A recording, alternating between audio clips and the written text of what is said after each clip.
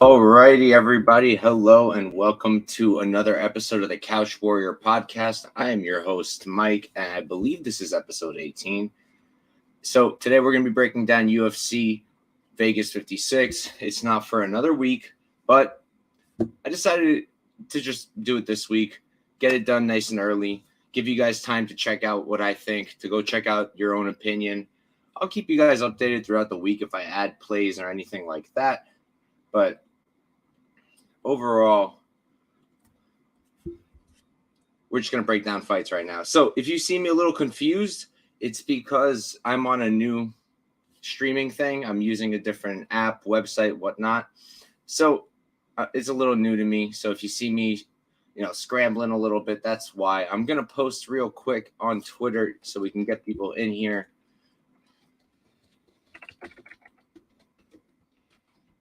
Pull up. This card is so good. I am so hyped to break down this card.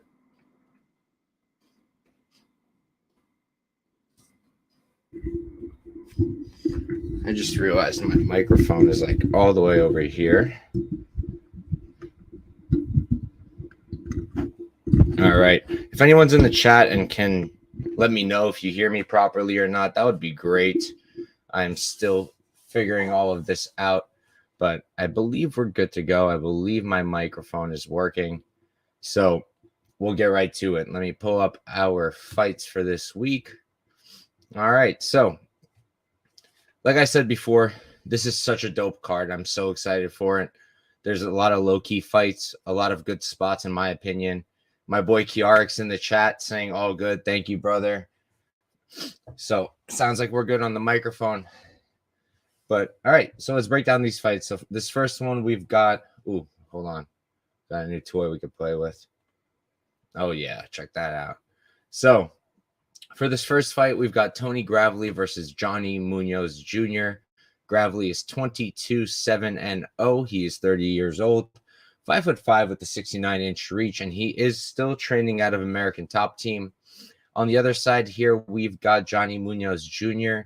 He's 11-1-0, 29 years old, 5'9" with a 71-inch reach, and he appears to be training out of Entram Gym right now. That's where Brandon Moreno was. I say was because it seems like Moreno's at Glory MMA now. But, yeah, so he's at Entram. Entram's a great gym. If you don't know it, it's down in Mexico. They appear to have great grappling training. We got guys coming out of there like Michael Morales putting forward good performances. So it's a great camp. And this one's an interesting one. I see a lot of people on the dog. Johnny Munoz Jr. here is a very popular underdog as far as I could tell. I believe the line opened even wider than it is now. I'll double check real quick.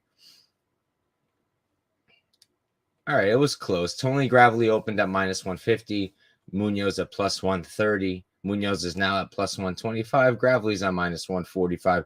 All odds at the bottom of the screen on that little scrolling banner. Those are from DraftKings, just so you guys know. But so breaking down this actual fight, right? You look at it. You got a reach advantage and a height advantage on the Munoz side. But then you look at it and you think, all right, does he use it? Is he a striker that uses his length? And, he's not really much of a striker. Munoz is mostly a grappler. He's got 9 submission wins. He's never been submitted himself. He's got a pretty good striking defense, too, at 67%, which kind of confuses me because I didn't feel like he did too many things that were that great in terms of being defensive. But, he also fought Jamie Simmons for his second UFC fight, who never belonged in the UFC. Simmons literally got brought in for Giga to get his first KO. Kiarik saying DraftKings, the official sportsbook of Couch Warrior podcast. Maybe one day. Oh, I could do this now. Oh, yeah. Maybe one day. But anyway, so yeah, I think Munoz, when it comes to striking, he's fairly limited. He's got a good jab. His kicks are all right, but everything else is pretty basic. He sells out for those takedowns. He's pretty good at them. He's got a good double leg, and he controlled Nate Maness pretty well, which was, surprising. It was a short notice fight. It was short notice for both him and Maness, but he did show some good things there. like I said before, he's got the size advantage here, 3-inch reach advantage, 4-inch height advantage. He's the BJJ black belt, multiple-time IBJJF champion. But all those things said, like, look, is he going to sub Gravely? He can. Gravely's been submitted 5 times, so it's entirely possible for him to submit him. I don't really see it happening. Like, I don't think he's submitted guys of Gravely's level, and I think that Gravely's wrestling is just elite. Like, the way he grapples, he's got extremely heavy top control. He takes guys down really well. He's relentless with the takedowns. He's got a high output with the wrestling. And, like, you look at his defensive grappling, right? It says 50%, but he only really got taken down by Brett Johns. Not a single person has controlled him for more than 30 seconds other than Brett Johns. So, and I don't have Munoz on the same level as Brett Johns. So that's just one thing to consider. In terms of striking, right? You look at it, Gravely's also fairly limited. He's fairly limited to his hooks. He likes those hooks a lot, but he's been improving. He's learning how to cut the cage and set up for those hooks. Hooks are most effective when you cut your opponent's movement out. When you're cutting up the cage and you're making it hard for them to move out of the way, that's when those hooks are working. That's when he's hurting people. Gravely hurt Manis big in the end of round 1. He ended up getting finished himself in round 2, which is another issue. But in round 1, that's how he got him with those hooks. I would like if he threw more straight combos, but I also do understand he's usually at a size disadvantage as Gravely. He's fairly small for the weight class, but he's not that small, and he should be fine here. I think that Gravely's able to close the distance here. I think he's going to be able to hurt Munoz, and I think he's going to be able to take him down. I don't think that Munoz is going to submit him, although maybe a guillotine or something of that sort is live. But I wouldn't count on it. I think that Munoz is live. I was very close to hedging my bet on Gravely because I've got 3 units on Gravely, which I think is pretty heavy. I came in at around this price tag, minus 145. Let me double check real quick. I believe it was around there, maybe minus 150 even. I think it got better since I've bet it. Yeah, so I bet Gravely at minus 155, and now you can get him at minus 145. So I do think it's a good bet. I think there's risks for sure, but I'm not that worried about the striking. And in terms of the grappling, that's my only concern. But I just think that Gravely's going to be fine. We haven't seen anybody really able to out-grapple him other than Brett Johns. And Johnny Munoz Jr., other than the Nate Manis fight, like, he didn't show anything really too impressive. So I am going to go with Tony Gravely here. Minus 145. I like it quite a bit. I'm a little nervous having 3 units on it. I'm still tempted to kind of hedge because I just feel like that's a big stake for a guy like Gravely, who is a little bit limited in the striking. But I think he should be fine, and I will be going with Tony Gravely for this fight. All right. This is another fun one. Cheers, gang. Let me switch our banner. I'm going to be having way too much fun with this. Just a heads up. All right. So here we got Alonzo Menifield versus Askar Mozharov. I'm going to be calling him Askar. Menifield is 11-3-0. He's 34 years old, 6 feet tall with a 76-inch reach, and I do believe he's still training out of Fortis MMA. His Instagram account is on private, so I'm not able to check for myself, but I believe that is correct. And then on the other side, you've got Askar Mozharov making his UFC debut. The guy's fighting out of my country, Ukraine. Let's go. 25-7-0. He's 27 years old, so he's very young still. 6'3", training out of AKA Thailand. I checked his Instagram. I didn't get a confirmation on the gym name, but he's still in Thailand, so I'm going to go with this. He had some pictures with Hamzat, and I know Hamzat was over at Tiger Muay Thai, so maybe that's where he was, but excuse me. Regardless, he's over in Thailand training, and for this one,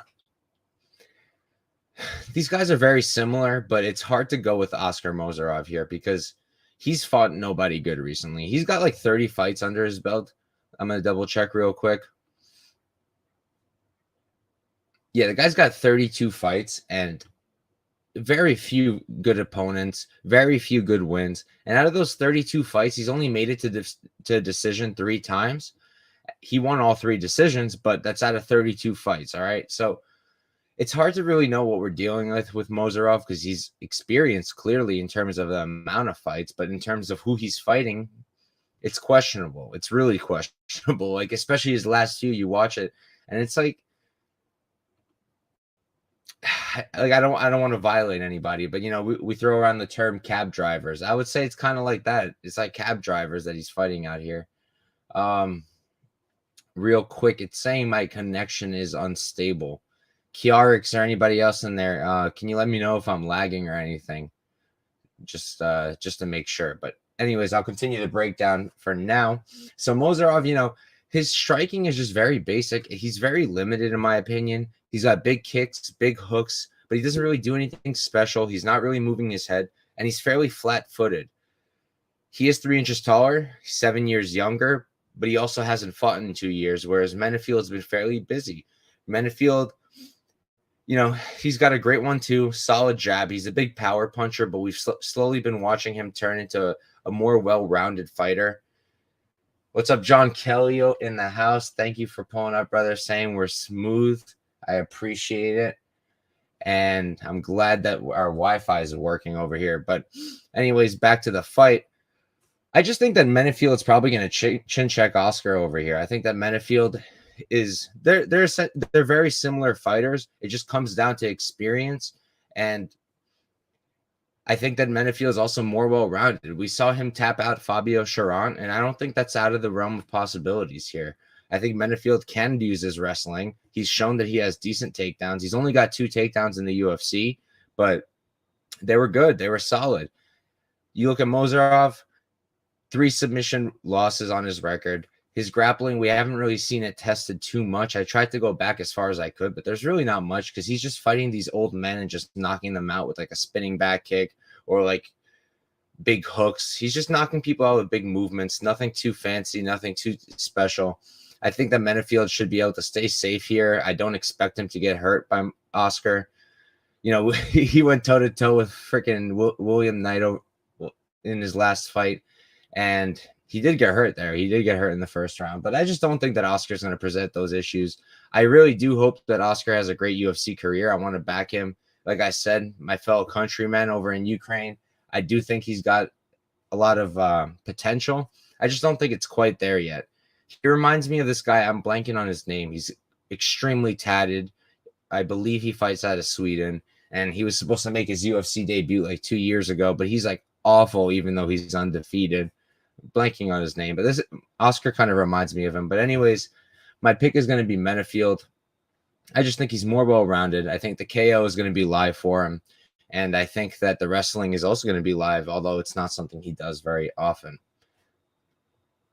Kiarix saying Alonzo has a KO over Paul Craig. Yes, he does. And yeah, it's crazy, but it's also not that crazy. Paul Craig either gets knocked out or he submits his opponent. So Menifield was on a little bit of a run when he first came in, and then he kind of got stopped in the Devin Clark fight. That's when the train slowed down just a little bit. I remember that was, I believe, UFC 250, which is where Menifield fought Devin Clark. That was the first event for the UFC where I started betting. So holds a special place in my heart. And I did have Menifield in a parlay. So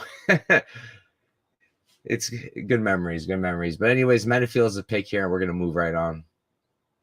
This one's a really dope fight. I was rewatching the tape right before we hopped on because it was one of my first bets, and I'm extremely excited for this fight. So here we've got Joe Solecki versus Alex Silva.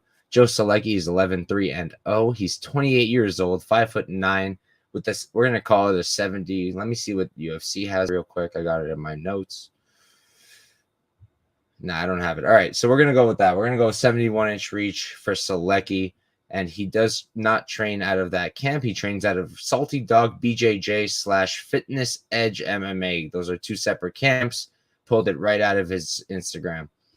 On the other side, you got Alex De Silva. He's 21-3-0. He's 26 years old, 5'8", 73-inch reach, and he does appear to still be training out of Astra Fight Team. And this one's so good. I remember when De Silva was going to fight Brad Riddell, and everyone was kind of just like, yeah, he's going to get murked. And it made sense because Brad Riddell's Brad Riddell. We all think super highly of him. And you look at De Silva, and before that fight, he didn't really have anything that impressive.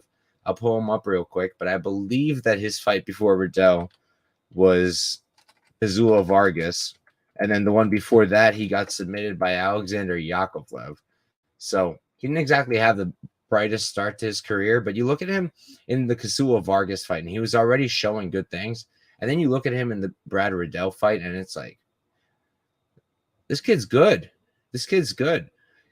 Like, on first glance, you'd think he's a grappler, right? And he is a grappler. He can wrestle very well. His BJJ is very good. He's got only 5 submission wins, but we're missing the winning method for 5 of his fights on Topology, so maybe it's more. He's got only 1 sub loss, that's to Yakovlev, and he's a BJJ purple belt, which is interesting, and because on the other side you got Solecki, who's a BJJ black belt, and we know Solecki is legit in the grappling department. He's constantly competing in BJJ competition. He's constantly out there doing work, and whenever he's fighting in the UFC, he's always using his grappling. That's how he wins fights. In his last fight against Jared Gordon, I was on the Joe Solecki side. But you saw once the grappling was less available to him, that's when he started to struggle. Because Joe Solecki's striking is fairly one-dimensional. It's fairly basic. I don't want to call him a wrestle boxer because he's not just running in there with overhand rights. Like, he's putting together some combos. He's using a bit of a jab. But I just feel like overall it's pretty... He looks uncomfortable on the feet. Like, he would really, really, really prefer to be on the ground. He's got 11 submission wins. You look at his control time, 28% for, 6% against. But De Silva showing similar numbers, 25% control time for, 4 against. The way I see this going down is I see Solecki selling out for that takedown. I see him maybe getting it.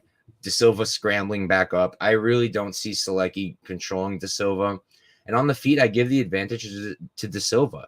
He was fighting Brad Riddell, who's a very, very, very good Muay Thai practitioner, and he looked okay. Like, he held his own. Yeah, at certain points, especially in round 2, he was getting beat up a bit, but that's expected because Brad Riddell was supposed to be that much better than him on the feet. De Silva looked good anyways. He looked good in the pocket, nice and tight striking, good fast hands, good combinations. He has a good jab himself, great 1-2, and good footwork. I really liked what I saw from him. He's only 25 years old, so he's constantly improving, and we haven't seen him in 2 years.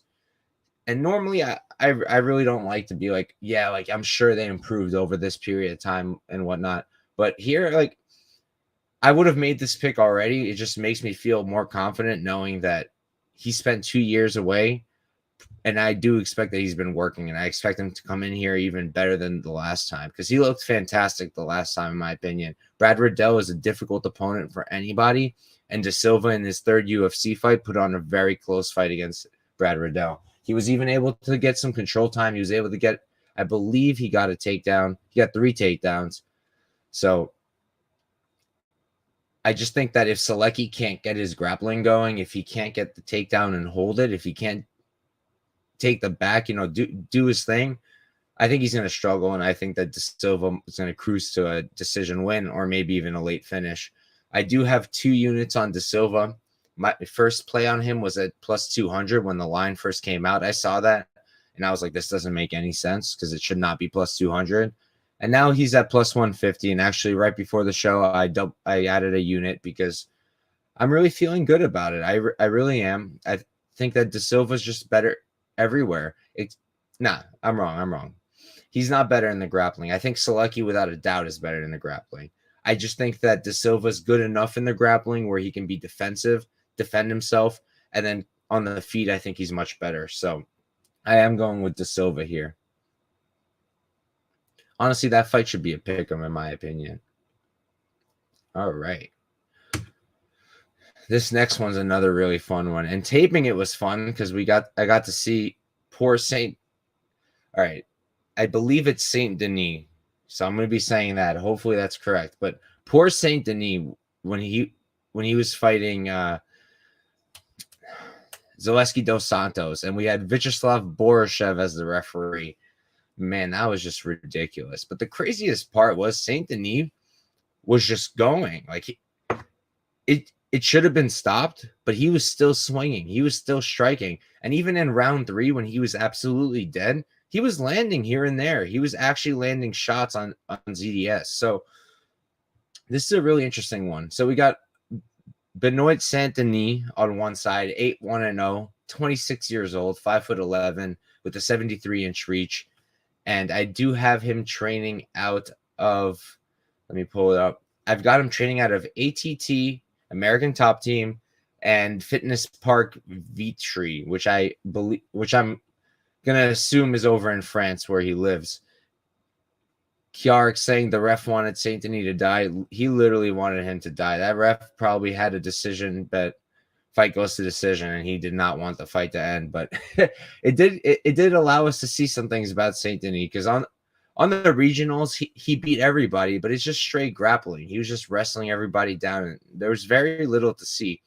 Here, yeah, he was getting the living daylights beaten out of him, but we still got to see certain things. We saw that he does have decent striking. He wings his strikes a bit too much. He uses mostly just hooks, so straight punches would be very helpful for him. But it's pretty good combos, especially in the pocket. He's got decent kicks, and he was able to, I don't want to say hold his own, but he was able to keep it serviceable. I think that against an opponent who's not ZDS, that's a very difficult. Zaleski dos Santos for debut is incredibly difficult, especially on short notice. That's a lot.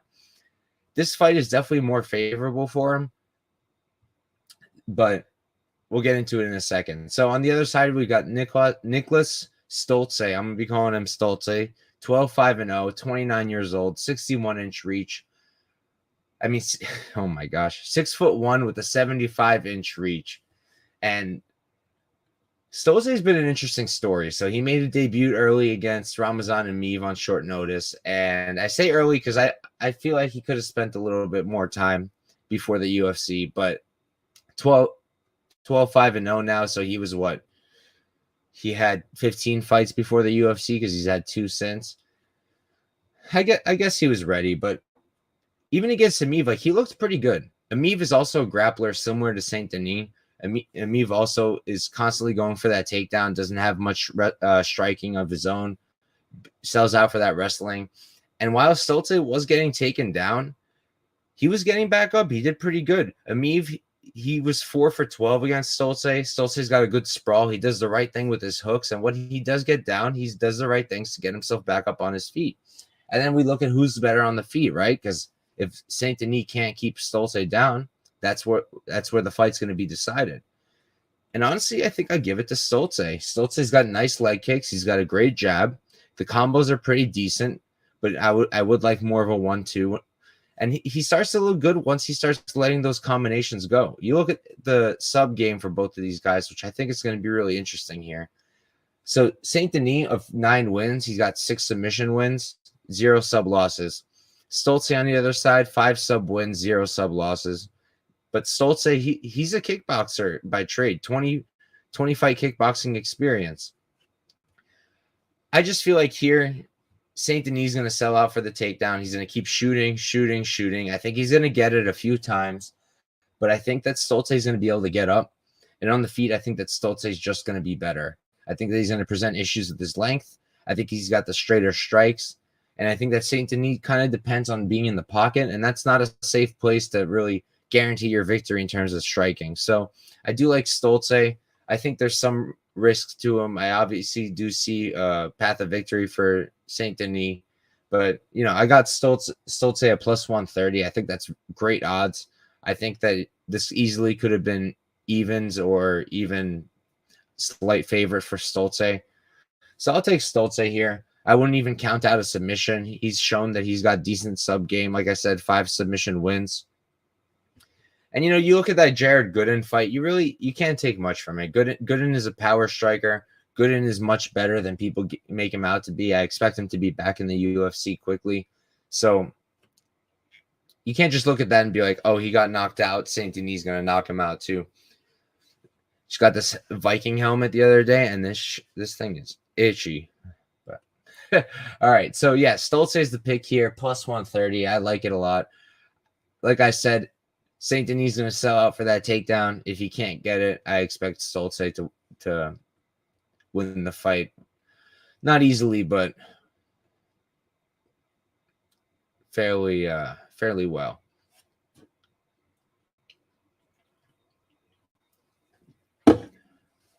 All right, so we're going to move right along. So I don't really have a real reason, but Trizano is one of my favorite fighters in the UFC, and I really don't know why. He kind of just is, and I'm not sure why. I guess maybe it's because he's close to where I'm from. Like, he's from Jersey, I'm from New York, so maybe that's why, some kind of hometown pride, but I really don't know. You know what it is? It might be the Tiger Schulmans thing. It's so funny for me to see that Tiger Schulmans has an MMA team, because growing up, that's the first martial art I did. My parents took me and my brothers to train Taekwondo over at Tiger Schulmans. And I think I was like a black belt or something. It was literally like 12 years old. Not even. I was like 9 years old. It was some kid stuff. But it was Tiger Schulmans, and it's just so funny to see now that they have an MMA team. And not only do they have an MMA team, but their guys are actually pretty good. So for this fight over here, we've got Mike Trizano versus Lucas Almeida. Trizano is 9-2-0. He's 30 years old, 5'11", with a 71-inch reach. And like I said, he's training out of Tiger Schulman's mixed martial arts. Almeida on the other side is 13-1-0. He's 31 years old, 5'11", with a 71-inch reach. And he's training out of Team Kyoshi. So these guys are the same size, essentially the same age. And the main differences here are going to be experience, because their fight styles are also very, very similar. So I went into this. I bet Trizano early. I did a quick tape check. I felt Trizano was the side, and I hopped on him at minus 205. However, I will admit, my brother, I wish I could read Russian. I cannot, but thank you. I appreciate the compliment. But anyways, I am actually pleasantly surprised by Almeida. I forgot how his fight went the last time. I know he fought Zellhuber, who ended up getting a contract, I believe. But I didn't remember him looking as good as he did. Lucas Almeida honestly looked great on the feet. His striking is really impressive. He's got a really good output, good combinations. He mixes it up really well. The strikes are nice, long, and straight. I love that stuff. If you're a long guy and you can use your length, somebody who does that amazingly is Jamal Hill. You watch Jamal Hill, and he's already got a really long reach, and he can make himself even longer from the way he strikes, and Almeida does the same thing. Big hooks. The striking is very crisp. Nice jab. The 1-2, like I said, right down the pipe. He does kind of wind up on the hooks, but his power is so big. You can just see the impact every time he lands. Like, it's clear that he's hurting his opponents. On the other side, Trizano, his striking is also very solid. Good straight combinations, solid jab, nice knees, good combinations, nice hooks. And once he picks up the output, that's when he really starts looking good. Like, he's kind of starts slow, but once he lets it go, that's when he starts looking great.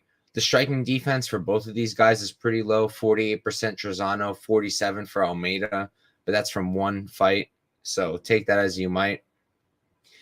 Almeida, I'll say this, as great as the striking is and as exciting it is to watch, because he wings and loops his punches so much, he makes himself very hittable, and I think that's going to be an issue here. I think that's going to be a problem here, and I think that same issue, making himself unstable with those hooks, could also lead him to getting taken down here. I think that Trizano's a more well-rounded guy here. I think on the feet, he can hang just fine, and I think that he can use his grappling if he starts feeling uncomfortable. If he starts feeling that it's greasy and he's not doing as well as he should be in the striking, I think he can shoot, and I think he can take down Almeida. Almeida's never been submitted. He's got 4 submission wins of his own. And then you look at Trizano. Trizano's got 6 submission wins, only been submitted once on his own. But then Almeida, you look at, this is another interesting thing, right? So out of 14 fights, Almeida's only been to a decision 1 time, and he lost that decision. He's only been to round 3 1 time other than that. He starts strong, but he really, really slows down. You watch his first fight, even if you just look at the stats, if you want a wiki cap, right? In the first round, he puts up numbers, But then in the second round, he slows down big time. Round 3, he's already much, much slower. So I think that if Trizano can survive round 1, I think he's going to start running away with the fight. I think he's just better everywhere. And I think that he should be able to win this fight. I think that minus 235 is a little bit wide. I think that Trizano by decision is a good look once those odds come out. Right now, we don't have any props to work with other than the overs. I do have one under play, but otherwise there's nothing for us to look at just yet. But I will be going with Mike Trizano here. I've already got the 2-unit play on him, and I'll talk about it later. I do plan on having a round robin as well. It's been a while since I did a straight up round robin like I used to, money line and all that. So I will go over that at the end of the show. I realized I forgot to recap last week. Just a heads up, last week we were up just over 7 units. So good vibes moving into this next event.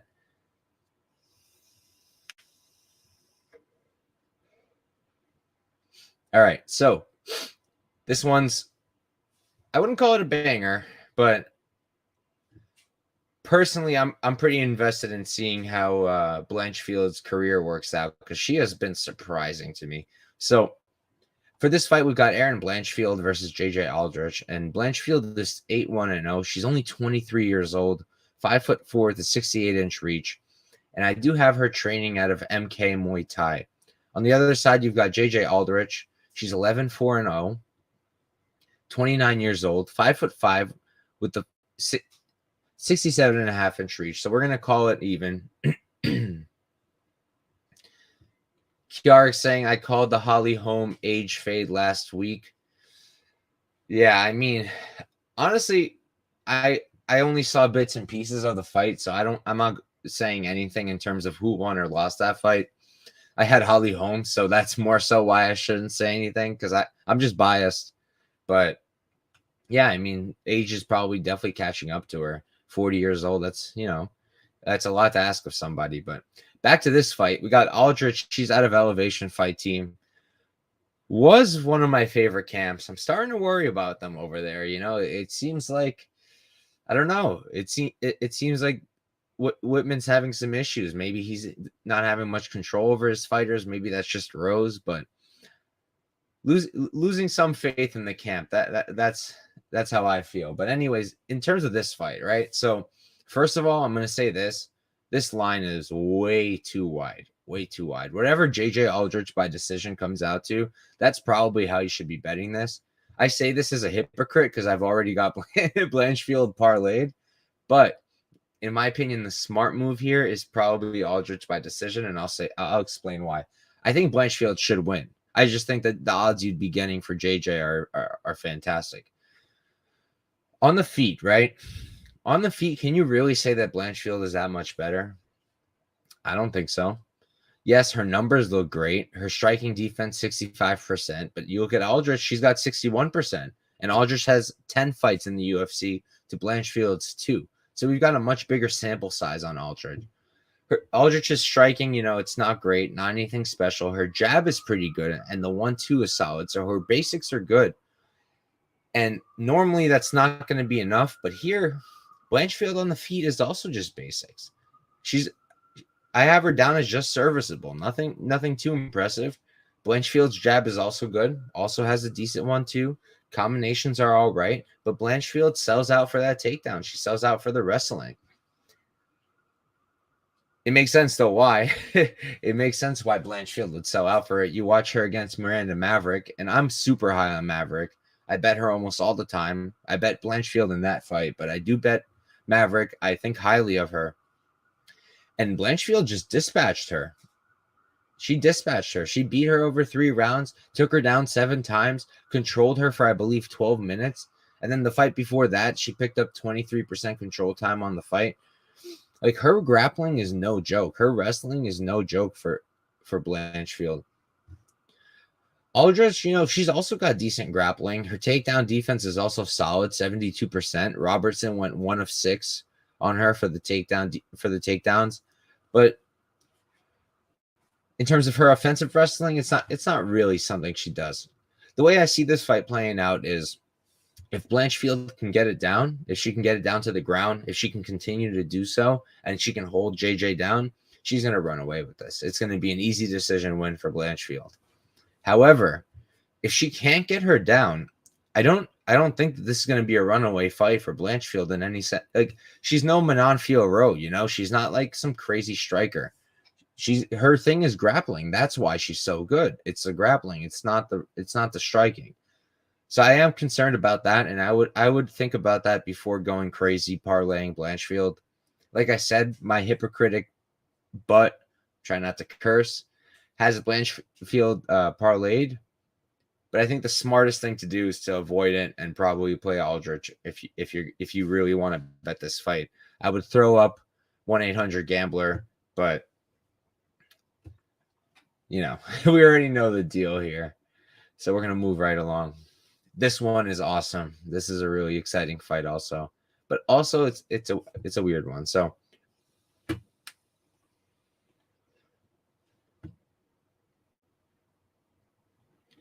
here we got Andreas Michailidis versus Rinat Fakhretdinov.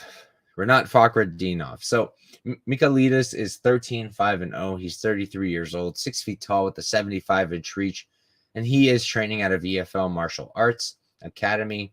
Rinat on the other side, he's 22-0, 30 years old, 6 feet tall. I was not able to get a camp for him, but I'll say this. The line opened up way too wide, and the market reacted accordingly. I'm going to pull up their banner. There it is. And I'm pretty sure that it's gone even further. On Bet Online, you can get Fakhretdinov as low as minus 270. So it's definitely starting to move towards Michailidis. And this one's interesting because, all right, so I went into it and I'm like, all right, Fakhretdinov looks hyped up, 22-0. Let's see what he's about. First off, his competition is garbage. The guys he's fighting before the UFC are just trash. Terrible level of competition. But him himself, like, he's good. He's just very limited. You can tell he's clearly a grappler. He's selling out for that takedown. His striking is extremely limited to just a jab and an overhand right.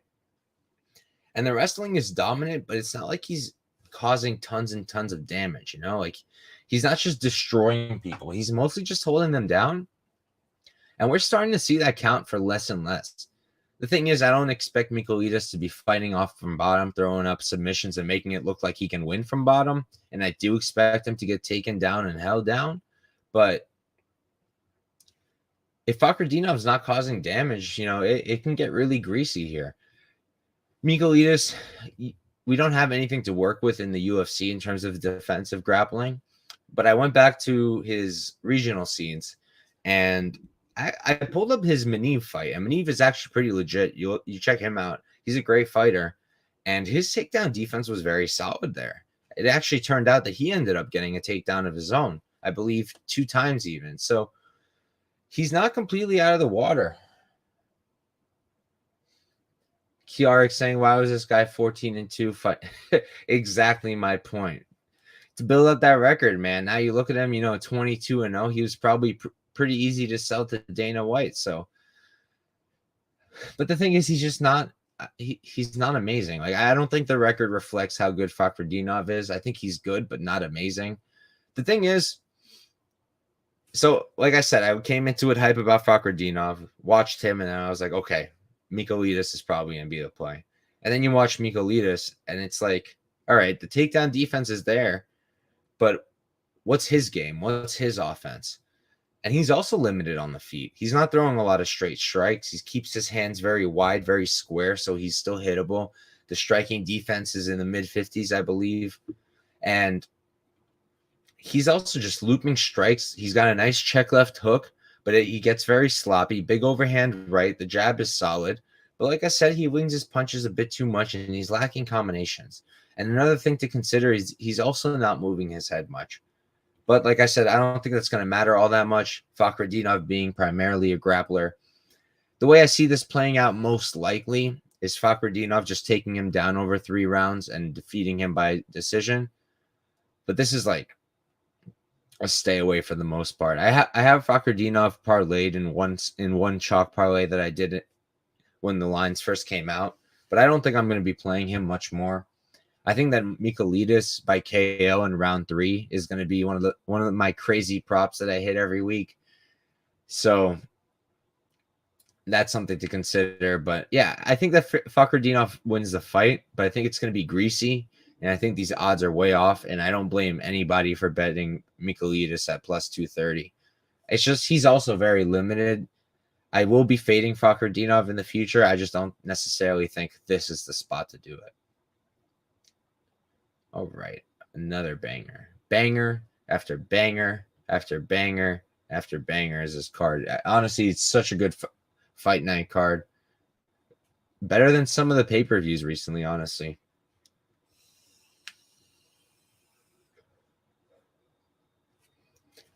Quick neck break.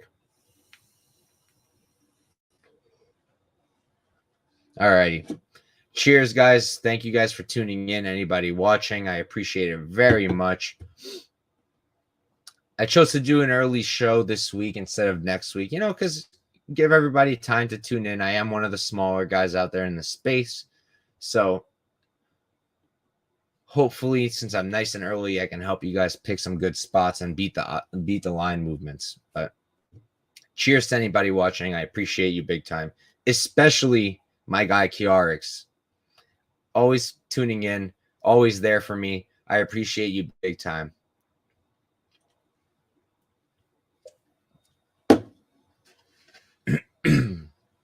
And I do want to give a shout out to my friend Lou Betcha. He put me onto props. The guy's hilarious, constantly doing props. Not talking about the bets, talking about just messing around. He's hilarious. I have a show with him every Friday at 8:30. We do the bet elevator. We come up with crazy props and we compete against each other for who can outbet the other in terms of odds.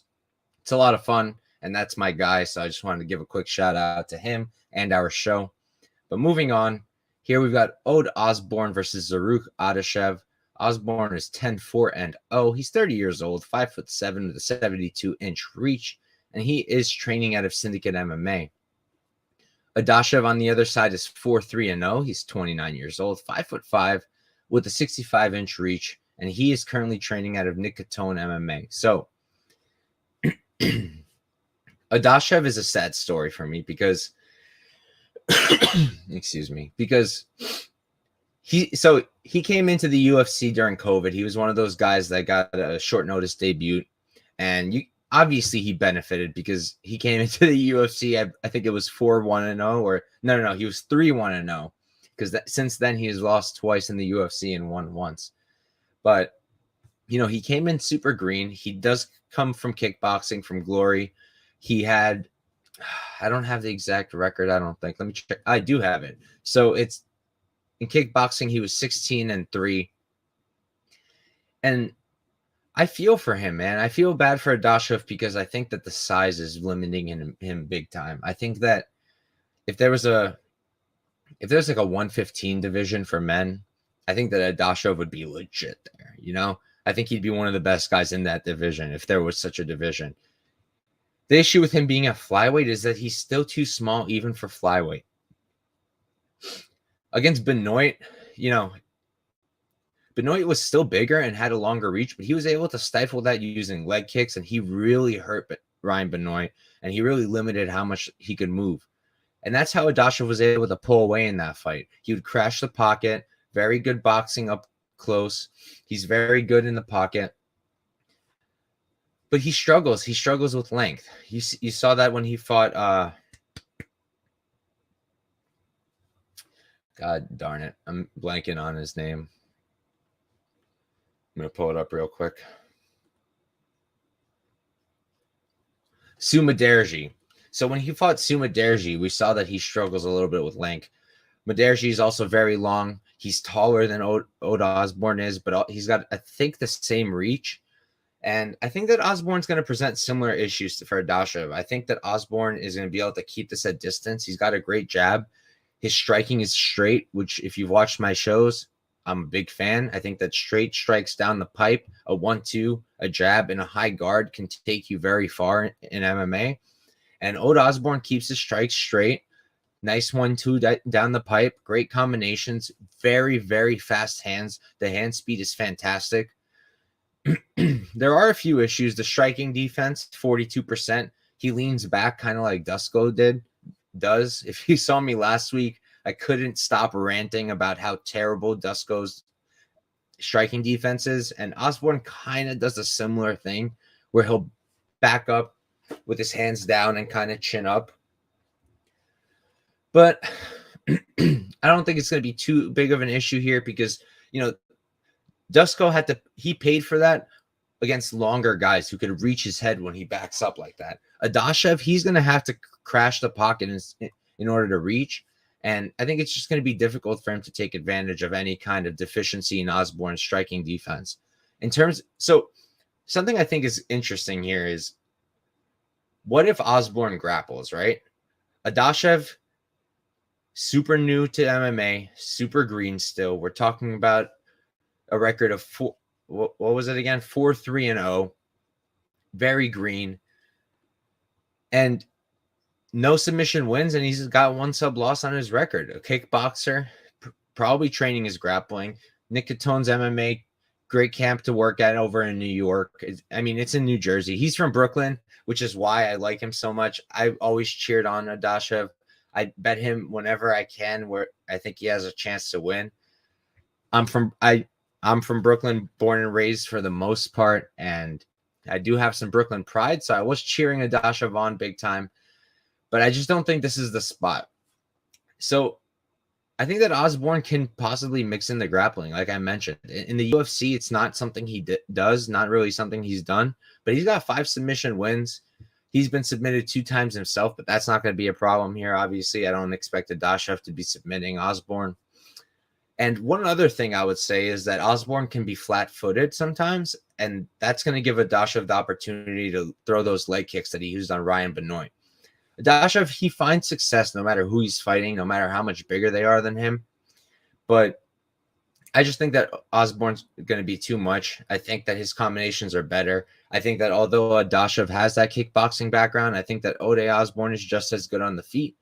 He's longer, bigger, has more experience by a mile pretty much. And I think he's got that ability to mix in something that Adashev does not have, which is the takedowns. Kiarix, my man, can you let me know if my service is still good? I'm getting the bad service marker again, so I just want to make sure. But anyways, my pick here is Osbourne. I think that on the feet, he's going to be better because of his length, because of his speed, because of his experience. And I think that he can mix in the grappling, although he hasn't shown that to us yet in the UFC. I wouldn't be surprised if he threw it in here. He is training out of Syndicate. We've seen a bunch of grapplers coming out of there. There's a few guys on this card training out of Syndicate MMA. Thank you, Kiarix. He's saying we're looking good. That's good. So, yeah, the pick here is going to be Ode Osbourne. I have him played for... So he's at minus 165. So I played him for 1.65 units to win 1. I do expect to play him in my round robin, and I do expect to play him by submission because I think we're going to get really good odds for that since he doesn't really have many of those on his record, and he doesn't have any in the UFC. So we'll move right on.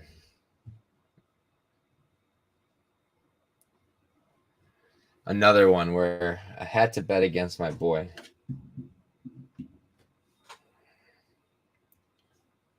Oh, sorry, real quick.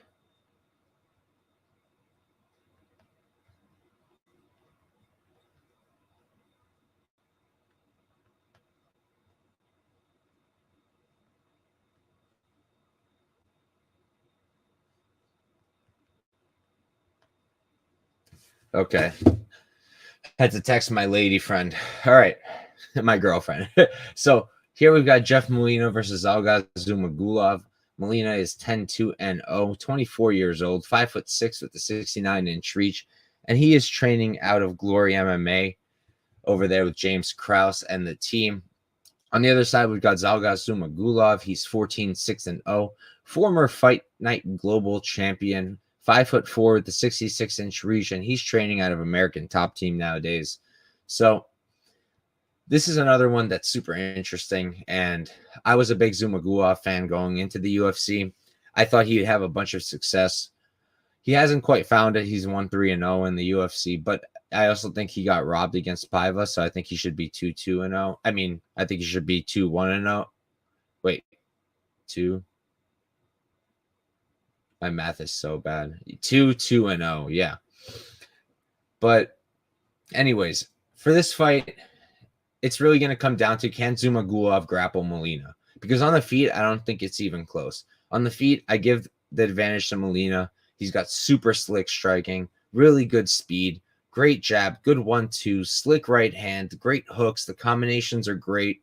Output is very good. Keeps the strikes nice and straight, and he mixes up the targets well.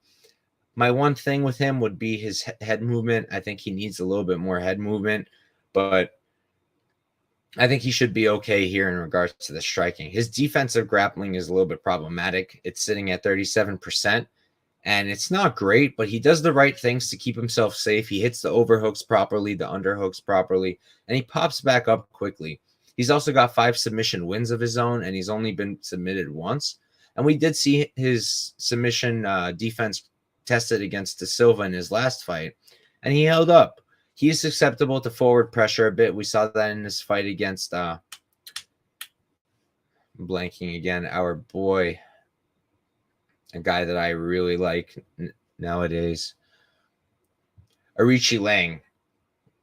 So in that fight, we saw that Molina, he can fall suspect to pressure a little bit. Arichi Lang was able to back him up. He was able to keep him against the fence, and he was able to land on him there. However, I just don't think that Zhumagulov presents the same kinds of issues, right? So, first of all, Molina is 9 years younger. He's 2 inches taller, and he's got a 3-inch reach advantage. On the other side, Zhumagulov, he's mostly just a grappler, but it's also like he has all these fights, but only 1 submission win, and that was against Jerome Rivera. If you guys remember Jerome Rivera, he had a super short stint in the UFC, won his Contender Series bout, and then just burnt out. And even then, like in that fight, Jerome Rivera was the one winning the exchanges on the feet. It was only once that he gave up his neck when he got submitted, and it wasn't even off a takedown. So I think that Zhumagulov is going to really have to go and sell out for the wrestling, and I think that Molina should be able to defend it well enough. And on the feet, I think Molina is much better. Zhumagulov, everything's kind of loopy. He wings his strikes. The jab is good, and he mixes to the body great. And he is improving. I'll say this. He's improving. I saw against Manel Kopp, I saw some things that I liked from Zhumagulov, but I've got to go with Molina here. I just think he's got more tools. I think he's got more abilities, more ways to win. And I just think that in terms of the stand-up, like, he's much better than Zhalgas here. So my pick is Jeff Molina. All righty. We are moving right along. We've only got 3 fights left. Let's throw up this next one. While I do this, I will say, so I did the show this week for, the breakdowns for this card. However, the fantasy show will not be tomorrow. It's going to be next week on Wednesday, just because I don't have anything to give you guys. There's no DraftKings yet, no prize picks, nothing's up yet. It's very early. We still got a full week. So I won't have anything to do the fantasy show with. Therefore, we're going to do it next week. All right. So cheers once again, gang.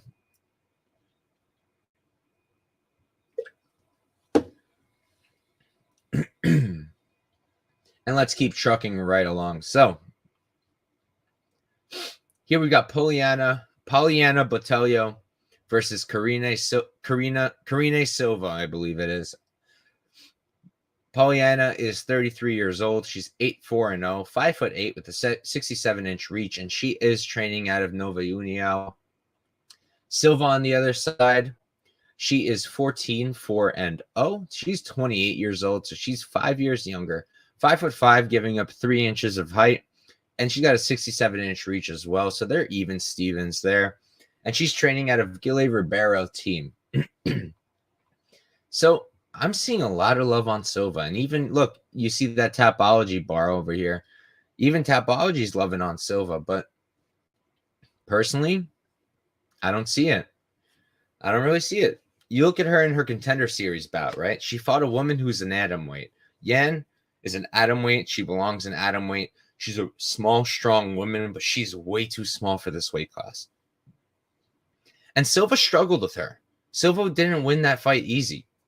On the feet, Silva looked maybe a little better, but Yan was finding more success. Yan was the one hurting Silva. And in the grappling, it was Yan getting the takedowns. It was Yan getting the ground control. Yan picked up 4 minutes and 17 seconds of control time, while Silva only got 13 seconds. Silva ended up winning with the guillotine, but, you know, like, that's really all she had. She's got 5 sub wins, and she's very slick there. But I think it's worth noting that all 5 submissions are submissions that are dependent from the bottom, right? For example, guillotines. For example, ankle locks, right? The one ankle lock that's most recent, though, she was on top when she dropped for it. Excuse me. But all of her subs, regardless, are reliant from being on the bottom position, which is not a good thing. Like, you don't want to be stuck in guard. Like, it's just not somewhere you want to be. You want to be the BJJ guy or woman who's working from top, not from bottom. It's because in MMA, you're just losing rounds that way. Another thing, she's so flat-footed as Silva. She's flat-footed, and her striking defense is just not there. She's 40% striking defense. Yeah, it's a super small sample, but look, the person she was getting beat up, like Yan landing 60% of her strikes shouldn't have happened. Like, if you haven't seen the fight, watch it and you'll see what I'm talking about. Botelho on the other side, you know, she's not something crazy either. She's not some rock star. But first of all, she's got an hour and 5 minutes of cage time in the UFC to Silva's 6 minutes and 44 seconds. She's got 6 of 12 fights in the UFC, 50%. She's 3-3-0 in the UFC. And look, she's got 80% takedown defense. So even though Silva is a good grappler, and on the regionals, Silva was getting takedowns, I don't think that Silva's going to be taking down Poliana Botelho here. I don't. 80%, and that's against decent people. Let me pull up who she's been fighting, because compared to who her opponent's been fighting, like, it's night and day. So her last fight, Luana Carolina, she lost that one, but it was a very close fight. The fight before that, Jillian Robertson. I would say that Jillian Robertson is probably the most similar to Silva, but Jillian Robertson works from top. That's her thing. Silva works from bottom. She looks for the subs from bottom. And if she can't take down Botelho, if she's dependent on being on bottom, I don't think she's going to get a submission. And if they're stuck on the feet, I think it's Poliana Botelho all day long.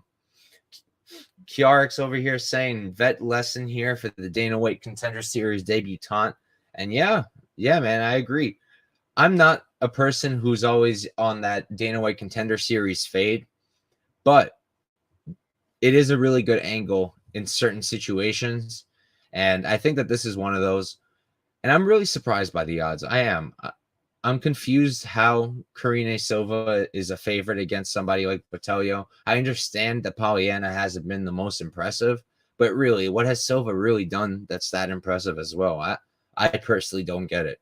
I think that on the feet, Botelho is going to be piecing her up. She's got the better striking, the straighter striking, the more legit striking. I say legit because Silva just uses it to grapple, whereas Botelho actually uses her striking to cause damage. And Botelho can grapple too, right? Like, she's not going to be just standing there. She can also land takedowns. She's got a solid body lock. She does good work there too. She doesn't do it often, but she can do it. And I think that Silva will give it to her because Silva likes to work off her back as well.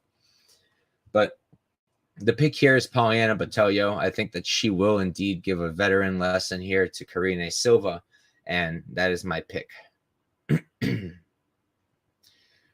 This one is such a banger. I'll start though with, I really wish we got to see Movsar Evloev versus Ilya Topuria. That fight should have happened.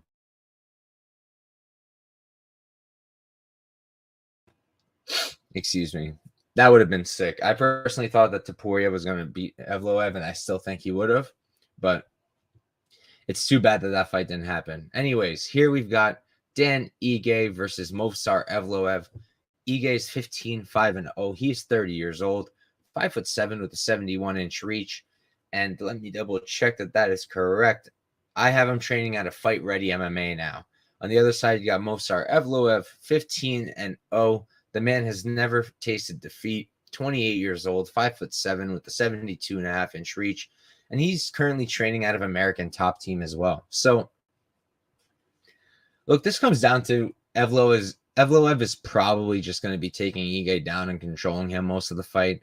That's what he does. 16% control time for, 3 against. He's getting tons of takedowns in every single fight that he's had. His closest fight, honestly, recently was Nick Lentz. I think that Evloev's fight against, blanking on his name, Hakeem, I think that one's pretty telling for this matchup because I kind of feel like Hakeem Dawodu and Dan Ige are similar. Dan Ige's got this big power. He uses lots of hooks. He's got great boxing in the pocket, but not so much at space. He mixes targets really well. His left hook is really nice. He's got a solid jab. But like I said, his straight strikes are a bit lacking, and he's mostly using hooks, but they do work. He's got a 57% striking defense. He's got a decent high guard, and he's only been submitted once, and that was back in his amateur career. So that's something else to consider because Evloev can put up subs. He's got 4 submission wins himself. We've seen him take the back end in the UFC, and he's very good on the ground. So it is an important thing to look at. Ige, though, like the guy's been legit, man. 2 hours and 22 minutes in the cage, 12 fights, and his only losses are to Julio Arce, Calvin Kattar, the Korean Zombie, and Josh Emmett. Like, all of those are forgivable losses. He did get a robbery over Edson Barboza. That should have been an L for him too, but what can you do? He is a BJJ black belt as well. For Evloev, you look at his striking. His overhand right is decent. Like most wrestlers, particularly Russian wrestlers, you see that overhand right to set up the takedown all the time. He's got a pretty decent left hook, though, and his striking is improving. He's looping his strikes, but you can see the combinations coming in. Once he can straighten that stuff out, I think he's going to start looking way, way better. And his striking defense is already sitting at 63% in 5 fights because he's moving his head pretty well. His cardio is pretty good given that he's constantly wrestling. That's a hard thing to do, but it's good and he doesn't really slow down. Ige, you look at his defensive grappling, 55% takedown defense. That's okay, but is it going to be enough against a guy like Evloev? I don't think it is. I really don't. I think that Evloev is going to find success taking Dan Ige down. I think that's probably where he's going to win the fight. I mean, if he keeps it on the feet, Ige is live the entire time. I mean, an Ige KO on the feet is live literally the whole entire fight if Evloev is not taking it to the floor. But I do believe that Evloev will take it to the ground, and I think he should be able to control Dan Ige. Dan Ige, he'll get up, he'll do his work, but I think that Evloev should be able to get it done. One fight that helped me to kind of get a feel for it was the Mirsad Bektic fight. Bektic controlled him for over 6 minutes, and he only got 3 of 10 takedowns, so that's relevant, right? Because that means Ige can defend the takedowns from Evloev and tire him out. I just think that Evloev is better than Bektic. I think that Bektic was kind of a botched prospect that we all had high hopes for and kind of didn't come through. But Evloev is the real deal, in my opinion. I'm not the highest on him. I don't think he's a future champ. I think there's better guys in the division. But in this particular matchup, I think they gave him a favorable matchup. It's striker versus grappler, and the grappler here is, in my opinion, good enough to make Ige's striking advantage not really matter. One bet that I will be placing without a doubt. I mean, I have Movsar Evloev parlayed in that chalk parlay I told you guys about.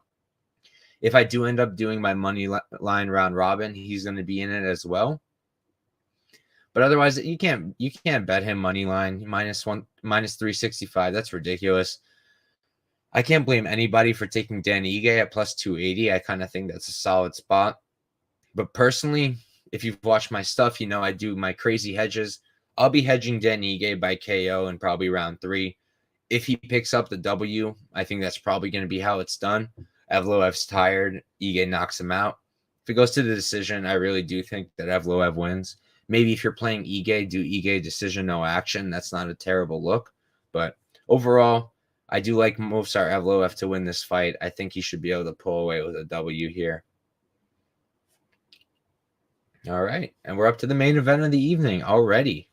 We've got one live viewer, my boy Kiarix probably. We had a few beforehand, so it's all good. We're slowly growing, slowly getting there. Kiarix saying, is Decision No Action bet on DK? That's the only book I have. Unfortunately, Decision No Action, I don't think so. Personally, I only bet it on Bet Online. If you're in the United States, you should be able to use Bet Online, I believe. I'm not positive about other states, but here in New York, we're able to use it. Before we got the legal books, that's what I was using. And for stuff like Decision No Action, that's still the book that I use. So, yeah, I'm not sure about DraftKings having it, but I do know that Bet Online does. So, anyways, main event of the evening. Cheers. Thank you guys for watching, whether it's live or later. Kiarix saying, I would have done that on Poliana. Man, that was what I was saying. So, Kiarix saying, I would have done that on Poliana Viana last week instead of Moneyline. That's what I thought. Like, in my opinion, I mean, now it's like hindsight, right? It's easy to say. I'm pretty sure I said it on tape, so you could probably check me. But I was saying that Poliana Viana, if you're going to bet her, I bet against her. If you were going to bet her, I felt that her Decision No Action line was the spot because she didn't have any decision wins. But yeah, that was last week. Hindsight's 2020, am I right? So let's pull up our last ticker over here. I honestly love this new one. We're gonna stick to StreamYard, I think, from now on. I do like this better than what we were using before. It's a lot easier. I'm just worried a little bit about the Wi-Fi, but apparently we've been good this whole time, so that's good. Cheers, guys. Let's do this last one.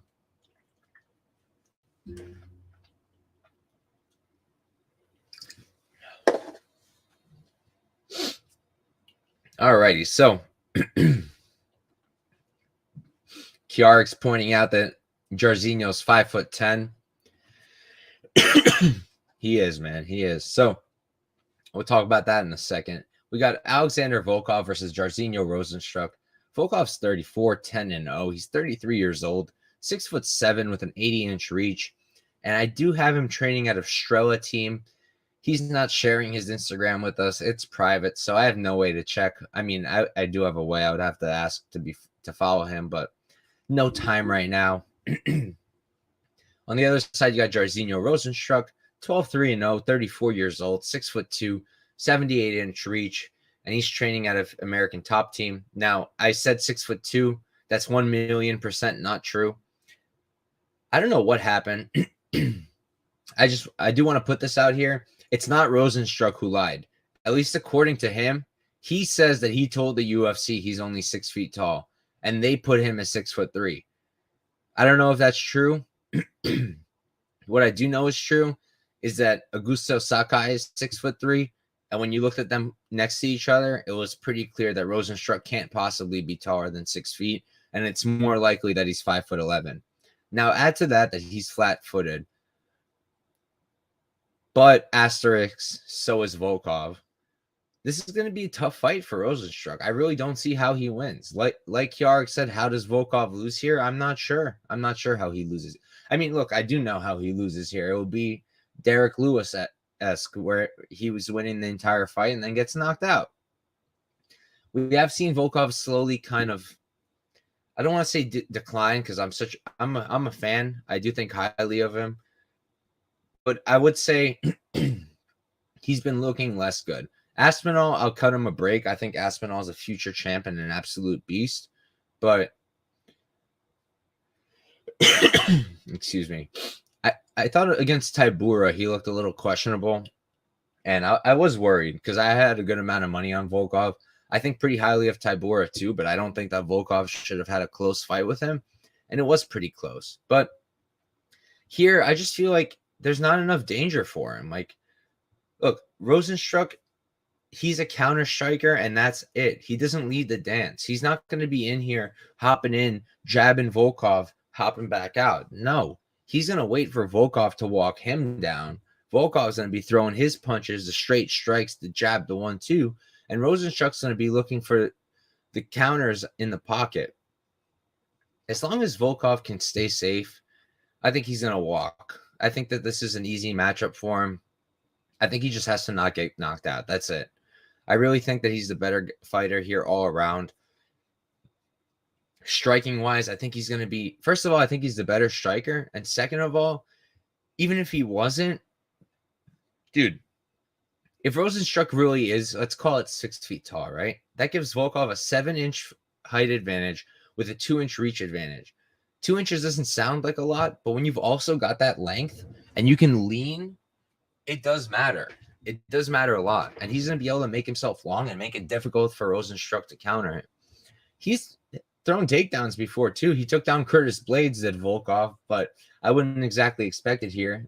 If he wanted to mix it in, he could. But I do like Volkov to win this fight. I really don't see a way for Rozenstruik to win this. Kiarik saying my first UFC card was Volkov retiring over Reem. Man, I bet Volkov there.